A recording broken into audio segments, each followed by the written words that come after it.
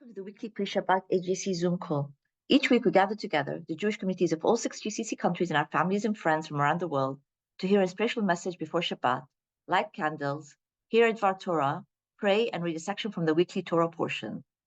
Today we'll hear from Aliza Ben Shalom, matchmaker from the hit Netflix series, Jewish Matchmaking. She's a dating coach, a speaker, and author who will speak about finding one's match and how parents can support their children who are going through this process. The Association of Gulf Jewish Communities is the umbrella organization for the Jewish communities of the GCC countries that are building and enhancing Jewish life in the region. While each community is independent, we share a common goal and vision for Jewish life to flourish in the Gulf for the benefit of both residents and visitors. To stay updated on AGJC events, please follow us on Twitter at @GulfJewish or visit our website www.gulfjewish.org. Shabbat Shalom, and continuing to pray for peace to prevail around the world. Thank you so much. Now we'll move to your right, and RD is going to light the Shabbat candles. Thanks, Ariella. So last week I said Shabbat Shalom from Jerusalem. This week I get to say Shabbat Shalom from Bahrain. And I just wanted to share before I light that yesterday I got to tick off the box at the very top of my bucket list, that I was in Abu Dhabi just for 24 hours so that I could go to the Abrahamic family house. And it was extraordinary.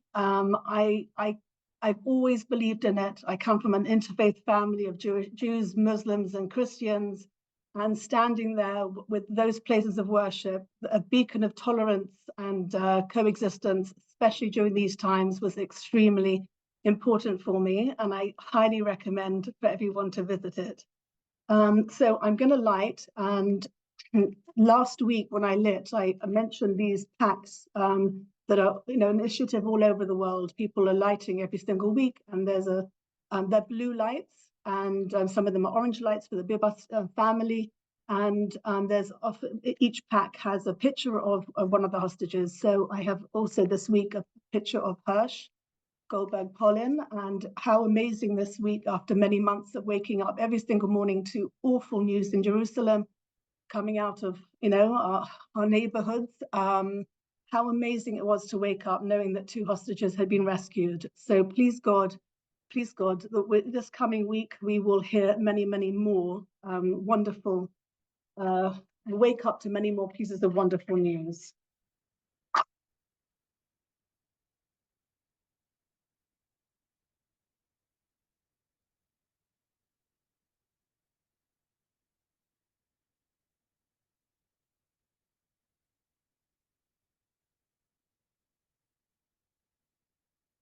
ברוך אתה השם אלוקינו מלך העולם, אשר קישרנו מסתר בטבענו להדליק נר של שבת.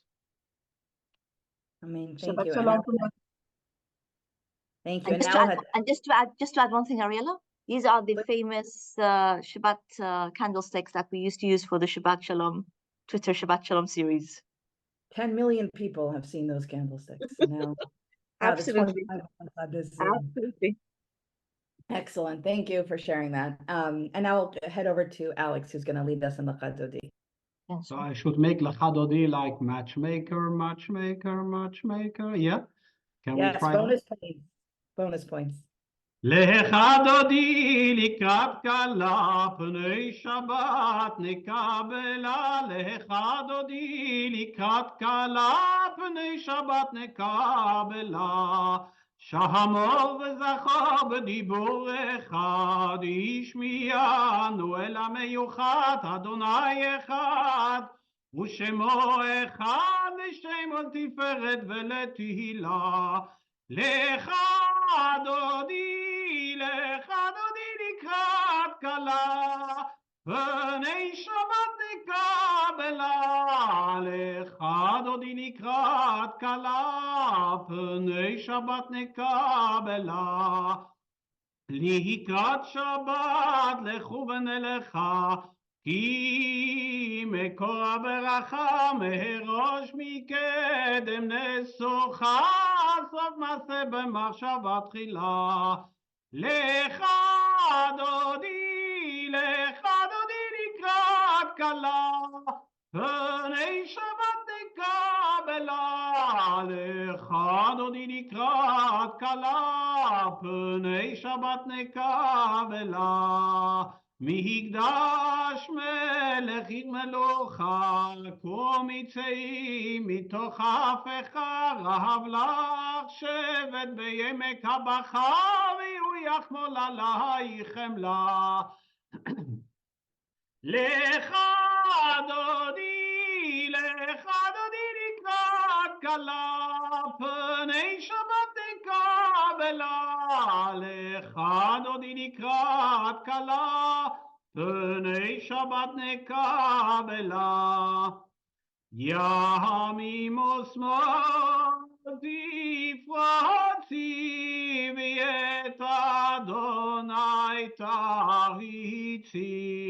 על יד איש בן פרסי, ונשמחה ונגילה. לך דודי לקראת כלה, פני שבת נקבלה. לך דודי לקראת כלה, פני שבת נקבלה. בואי בשלום עטרת בעלה, גם בשמחה ובצהלה. תוך אמוני ים סגולה, בואי חלה, בואי חלה. לך דודי לקראת כלה, פני שבת נקבלה. לך דודי לקראת כלה, פני שבת נקבלה.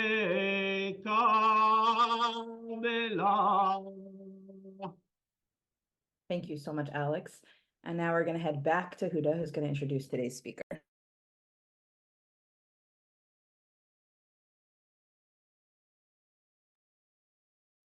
Thanks, Ariella. Elise Ben Shalom is a renowned globe-trotting Jewish matchmaker, captivating audiences worldwide.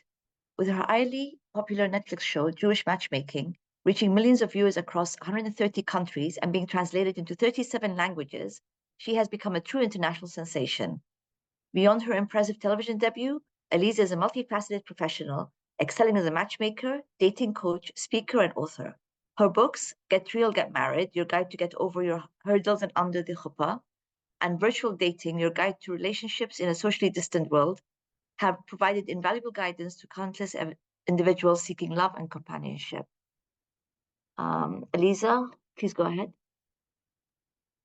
Hi, everybody. Almost good Shabbos, Shabbat Shalom. It's very nice to be here with you. I am very honored and grateful to be asked to join you.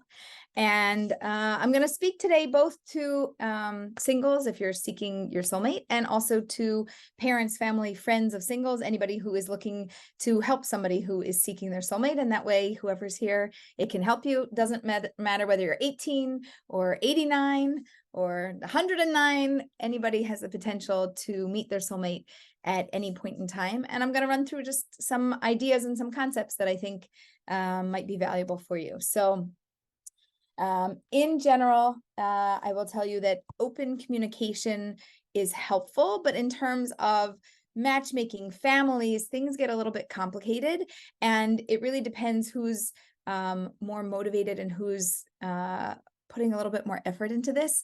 So when I talk about open communication, there are still boundaries that we have to set. It's not just like open communication, tell everybody everything about your dating love life, just share it all, it's going to be okay. It's actually not always okay. And we have to work with the people that we are connected to build our relationships. So part of open communication means that we should have healthy boundaries, and not every minute do we have to share every single detail. So for singles, you have to know how to balance how you speak to the people in your life, friends, family, mentors, anybody. And for family members and friends of singles, give people space, let them open up to you. Like, don't constantly dig if they're coming back from a date just let them process their own thinking before they process with you, unless they come in and they're like, I need your help. I need you to help me clarify this. Which does lead me into another point, which is listening. I think that good listening is something that is actually a really great talent and skill. So for anybody who saw Jewish Matchmaking on Netflix, you saw the real me. People are like, oh, I feel like I know you. I'm like, you do. We maybe haven't met in person, but you do know the real me. I listen a lot. I really take in what people say, and I try to experience that moment with them and to clarify and to understand. I was on a call recently with a couple people and talking about being single and dating, and somebody launched into kind of what I would call a lecture, where they were just spewing information and telling this, person, here's what you should do and here's how you should do it, and like this and not like that, and then and it wasn't a conversation, and I was uncomfortable. So I can only imagine if that's how I felt, how somebody else would feel there. So listening really means taking in what somebody's saying and helping to just be there in the moment and sit with them. And I find that it can be very helpful for somebody just to talk out loud and do what we would call verbal introspection, where they talk it out. And as they're talking, they gain clarity about what's going on. You probably don't even need to share or say anything. Sometimes you can just ask good questions and let somebody keep things moving. In terms of figuring out like who's a good person for you, I know that a lot of people would love to tell all the daters of the world, pick somebody like that, not like this, not like that, do this, do that. And my advice to you is just be an amazing role model, right? You want to model what a good relationship is. You want to model who somebody should pick or how they should be when they're in a relationship. Don't just tell them, showing them. I like show more than tell, like in school when you're, 2 years old, you bring show and tell, like, let me show you something. Let me tell you something about it. Right. So if you are showing, if you are modeling what a beautiful, healthy relationship is looking like, that is telling the singles so much more than something different. And I will advise also, if this is just for, married people, if you picked a partner that you're a little bit less than satisfied with, don't tell people like, don't do what I did. Okay. They can see it. They know it. They don't want to do what you did.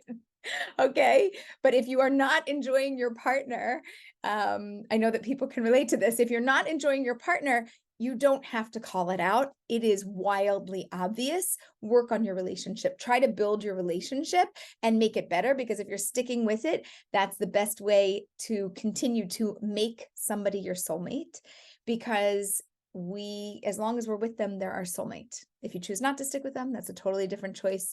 Then you get to be like freed up and you can become a free soul, and then you can get remarried. But while you're with them, you should make the relationship work. And that's the best way to show somebody how to be in a happy and a healthy relationship. You just actually model it. One of my favorite, I'm just like rapid fire running through these things, so I hope this is okay. And my goal is that I give you enough different pieces of information that you pick one that's like your golden nugget of wisdom, of information from today. And you're like, that piece of information I'm going to hold on to. The rest of it, you're going to forget, so it doesn't matter. But the first thing you like, you can write it down. Personal growth. So personal growth, I'm just going to identify. Personal growth is personal. Okay. It's not just growth. It's personal growth. It's my growth. It's how I want to grow. So when I'm trying to figure out what I want to do, great, I need to figure it out. But when I have lots of voices, parents, family, friends chiming in my ear and telling me, you're a little bit too picky. You know what you need to work on? Let me tell you what you need to work on. Actually, right? Stop. Don't do that. Okay. Personal growth is personal. Just be loving and supportive. And if you see if somebody's trying to do something towards personal growth, just be loving and supportive. Like, wow, that's great. You're really getting out there, getting your exercise routine on, like I see that you're really working on this. That's, like good for you. This is like a really great thing to do to, get more energy into your life and to feel good about yourself. But don't tell somebody what they need to do, because that's not personal growth. That's what you want them to do for growth, but it's not their personal growth. So a little bit of advice for people. And handling things, there's always this delicate balance of how we communicate and how we connect with people. So again, going back to boundaries, having clear language that is not passive aggressive. Actually, wait, I have a really great book right here. It's called Nonviolent Communication, The Language of Life. I didn't even think I was going to talk about this, but this is a really excellent book that teaches us how to have difficult communications without it being passive aggressive, angry, reactive, without stonewalling, things like that. This is good to learn how to deal with everybody in your life. And then when you have that special somebody in your life, you'll already have all the skills that you need. So that's something really fabulous. Okay, this is a big topic. You, the person who is dating, you might want your person to fit in with your family, but they may or may not fit in with your family. And family members, you're going to want things to jive and to work, but it doesn't always work. And my advice is that whatever happens, if this person is good for somebody, just respect their choices. They have to live with them for a lifetime. You just have to see them at a family function or a holiday party. Unless you're all living in a house together, like somebody from the show who was living with his mother, okay? If you're not doing that and you're not all living together, then they don't have to live with this person. They just have to experience them sometimes as you meet up as a family. And it's not always so smooth, right? But you have to live with them for a lifetime. Now, as I say that, the other side is also true. So if there's somebody who's dating and they're dating somebody that is wildly wrong, inappropriate, problematic, and you see it and they introduce them to other people and everybody is seeing it except the person in the relationship, you should speak up and say something because obviously there's something wrong. I recently had a client who called me and said, I was in this relationship for 3 months and people kept saying, something's not right. This really isn't working. This is just not okay. And they said, I really couldn't see it, but I had enough people in my life, not just say something was wrong, but they identified this is the behavior that I don't think is right. And they said, it took me a while. I was a little bit slow to pick up on this, but when I realized it, it helped me to get out of the relationship because it wasn't just one person saying that to me. Whoever I introduced this, friend to, I got feedback that this really wasn't working and this was problematic. So that's another great thing. And I want to, I guess I'll offer one more thing because I'm looking at the time and I know you guys have Shabbos coming. I'm going to mention one more thing. Finances is a huge topic in relationships, and it's less about what level you're both at and more about how you handle whatever you have. Okay, so it doesn't matter if we're aligned where we are today. It matters more about how we handle what we have, how we spend, how we save, if we save, and how we think and experience finances. Finances is one of the top 3 reasons that people get divorced. So on one hand, it is an enormous value and an enormous thing in our lives that we have to deal with. And on the other hand, it's like, oh, it's just finances. I need a human being that I love. Yes, but you also need a human being that you can live with. So I will wrap up by giving a blessing that each and every one of you that are searching for your soulmate, may you find them this year. Each and every one of you that are married to your soulmate, may you stay happily and healthfully married. And may we all merit to see healing in Eretz Israel and safety resume. Thank you. Thank you so much, Eliza, for joining us. I'm not sure if you know this, but we were thinking about speakers for kind of the next couple of weeks, and jokingly, Huda and I said, well, this week is Valentine's Day, so what would be a more appropriate topic? So we decided to shoot our shot and reach out, and we were so appreciative at how quickly Devorah responded, saying that you'd love to do this. When we announced it on last week's Zoom, there were several people who got quite excited. So I just wanted to thank you. I think for those who are either in this chapter of life, your assurance of how to kind of go through it is really helpful. And for those who are trying to guide their children through this chapter in life, hearing from you and knowing it's how to kind of help guide them through it in a way that is supportive but not invasive is also really helpful. So thank you so much for joining us. If we open the floor to questions, I don't know if we'd make it in time for Shabbat because I see people were really engaged in your presentation, but I do want to just mention that Eliza did put in the chat, so everybody can just drop down below and see it.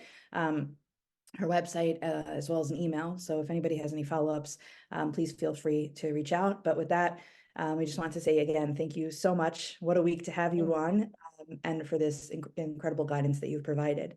And so now I'm going to turn it over to Rabbi Miller, who's going to share some words of Divrei Torah with us on the Parsha.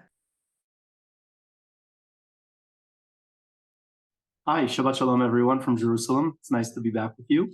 When Huda asked me to connect the Dvar Torah today to the theme of Eliza's talk about relationships and love, I was taken aback and perplexed a little bit because I didn't know how to connect this parsha to that. But when I started reading about it, I quickly found that there was actually a strong connection.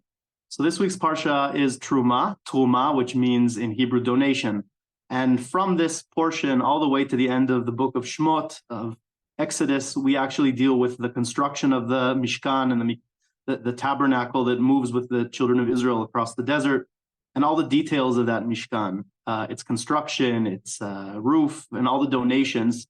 The word Tulma comes from the donations that the people of Israel brought for the Mishkan. The question that immediately comes to mind when we start reading this in the Parsha is, God, who we know is endless, is limitless, how can we confine God into a structure that is a wooden hut that is 20 rods wide and 8 rods long, or the other way around? How can we confine something that's limitless and endless? Now, this isn't just a question that we as modern, inquisitive, or critical thinkers in the 21st century ask. This is a question that came up immediately when the first temple was built in Jerusalem by King Solomon, who himself asked how God, now that I'm inaugurating this in his beautiful inauguration speech in the book of Kings, how can I confine God to a structure? And Solomon himself gives the answer to those questions. And he says, it's not really about confining God into a space. It's for there to be a focal point, a center for the people of Israel to be able to direct their prayers. And that text in the book of Kings continues to mention God not being confined to the structure, but being in the sky. In other words, everywhere or nowhere, not being confined to a space.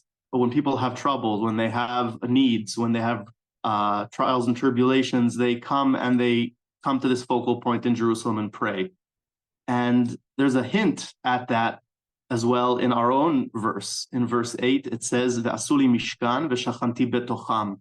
They will make a temple for me and I will dwell in them, not in it, not in the tabernacle, in the mishkan, but in them, among the people.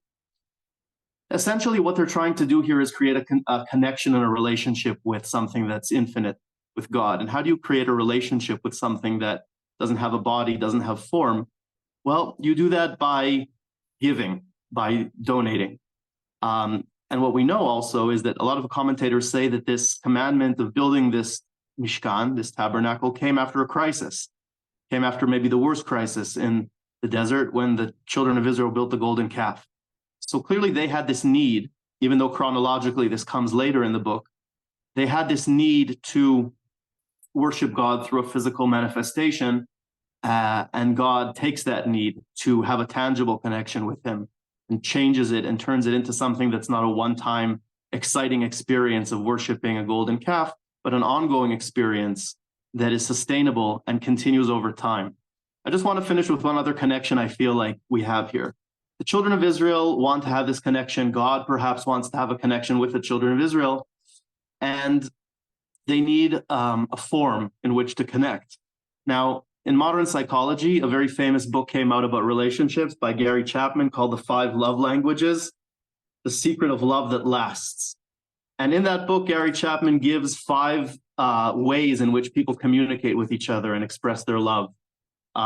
Words of affirmation, so giving people praise, quality time, receiving gifts, acts of service, and physical touch. So clearly some of these don't apply to God when we're trying to create a relationship with God. But I think that God in this Parsha in this text gives us a clue on what kind of love languages he wants for us to have. And receiving gifts is one, sacrifices and acts of service, the work in the temple, the daily mitzvot. So in a way, we can use this modern language of psychology and of relationships to investigate the idea of building a mishkan and creating a place that is a bond and that has a sustainable connection to God, even if we don't connect specifically to the forms in which we worship him, the animal sacrifices, the incense, the rituals in the temple. The motivation to have a connection that has acts, that has worship, that is ongoing and sustainable, all of these ideas start appearing here. And for the first time, God tells us really how he wants us to worship him. So hopefully we'll be able to take some of these ideas and bring them into our own personal lives and our own spiritual lives. And with that, I wish you all Shabbat Shalom from Jerusalem. Thank you very much, Rabbi Miller, for both sharing those inspirational words before Shabbat, but also getting into the theme with us for the week. So thank you very much. And now we're going to turn, speaking of the Parsha, we'll turn to Alex, who's going to read a few psukim from the Parsha. And to add on the words from Elchanan, I'm going to read now the story of the cherubim. You know, one was male, one was figure of a female also. And it says also, and this is really related also to what we are going through in Israel right now, that when there was unity in Israel, the cherubim were facing one to each other, the faces. And when there was a disunity, they were facing on the other side. So let's hope that this terrible war is going to bring back the unity in our people and the cherubim are going to be able to face each other again. So let me read that now. ועשית 2 כרובים זהב, מקשה תעשה אותם משני קצות הכפורת, ועשה כרוב אחד מקצה מזה, כרוב אחד מקצה מזה, מן הכפורת תעשו את הכרובים על 2 קצותיו, והיו הכרובים פורסי כנפיים למעלה, שוחחים בכנפיהם על הכפורת, ופניהם איש אל אחיו אל הכפורת, יהיו פני הכרובים. ונתת את הכפורת על הארון מלמעלה, ואל הארון תיתן את העדות אשר אתן אליך, ונודעתי לך שם, ודיברתי איתך מעל הכפורת, מבין 2 הכרובים אשר על הארון על העדות, את כל אשר אצווה אותך אל בני ישראל. Thanks, Alex. And now we will head to Daniel, who's going to read the English translation. Thank you, Ariella.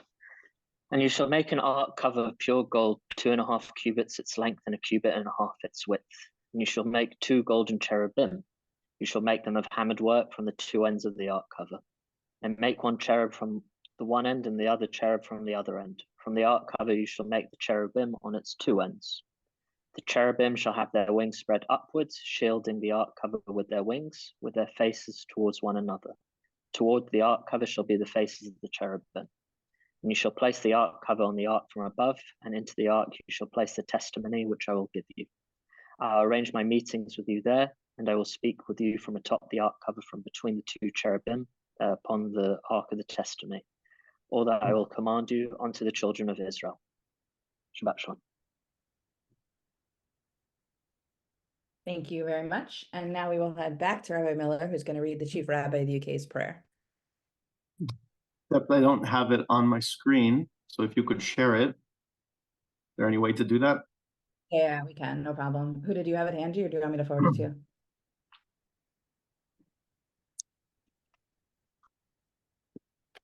I'll forward it. 1 second.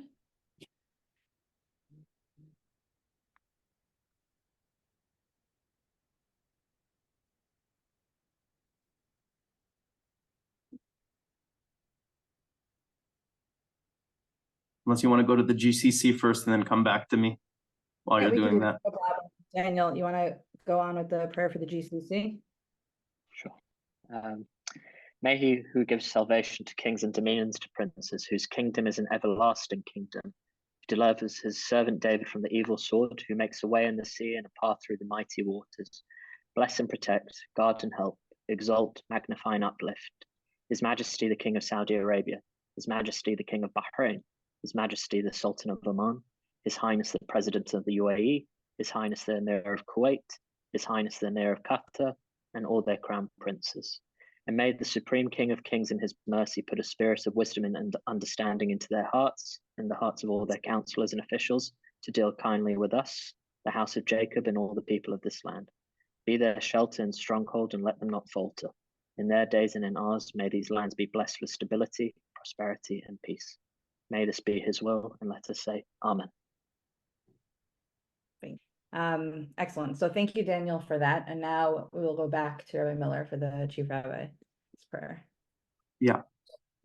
אבינו שבשמיים, צור ישראל וגואלו, באנו לפניך בתפילה ובתחנונים, תמהים ושבורי לב על המכות האכזריות אשר הוכתה ארצנו הקדושה ועמך ישראל, ביום אשר הפכה חגנו לאבל. אנו מתאבלים על אובדן מאות אנשים, נשים וטף אשר נרצחו בזדון ומתפללים על נפשותם. אבינו מלכנו, שלח רפואה שלמה לאלפי פצועי עמך. אבינו מלכנו, רחם על אחינו השבויים והוציאם מאפלה וצל מוות לגאולה. מוסרותיהם תפתח וממצוקותיהם הצילם, והשיבם מהרה לחיק משפחותיהם. אבינו מלכנו, הגן על משפחות ישראל מאימת מוות, וחזק חיילי צבא הגנה לישראל, אשר שמים נפשם בכפם בהצביעם לקראת אויבינו.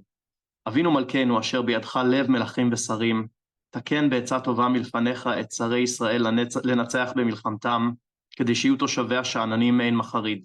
אבינו מלכנו, פרוס סוכת שלומך על יושבי ארצך, ככתוב, ונתתי שלום בארץ ושכבתם ואין מחריד, והשבתי חיה רעה מן הארץ וחרב לא תעבור בארצכם.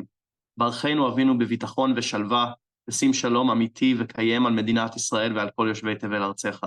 עושה שלום במרומיו, הוא יעשה שלום עלינו ועל כל ישראל, ואמרו אמן. Thank you so much. And now before we head back to Alex, who will usher us out with Shalom Aleichem, just a quick reminder to please join us same time, same Zoom link next week. We have Tamar Schwartzbard, who oversees social media at the Israeli MFA, speaking to us about how the war is also being fought on social media as one front of wars. So it's really important that we all come and join us. She's the one who runs at Israel, which has been called out by even Elon Musk as being one of the best government handles. And the following week, we have the opportunity to hear from a member of the Jewish community in Hong Kong to introduce us to the community and tell us a little bit about them now, as well as their history. And the Chief Rabbi of Frankfurt will be giving the Dvar Torah that week. So please join us for the next couple of weeks. And now, Alex, over to you. Isaac, your tune. Please join me.